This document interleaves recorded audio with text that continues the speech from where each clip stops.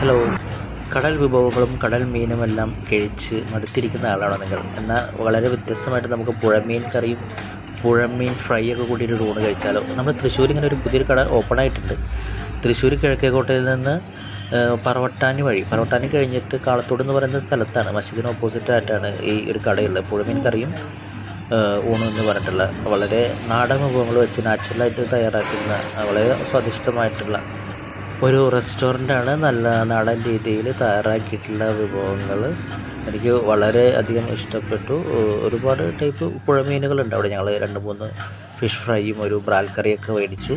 Reasonable റേറ്റാണ്, നല്ല ടേസ്റ്റുമാണ് കേട്ടോ. പുഴമീനാണ് നമ്മുടെ സ്പെഷ്യൽ.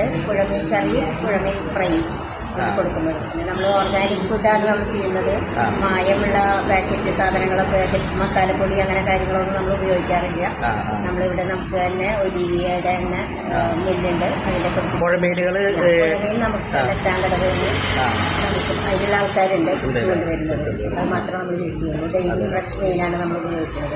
ഞങ്ങൾക്ക് സദ്യ നല്ല ഇഷ്ടപ്പെട്ടു, ഫുഡ് നല്ല ഇഷ്ടപ്പെട്ടു. മീൻ വെറൈറ്റി ഞാൻ 3 മീൻ വെറൈറ്റി എടുത്തിട്ടുണ്ടായിരുന്നു. 3 നല്ല അടിപൊളിയായിരുന്നു. Thank you. വളരെ ശരി.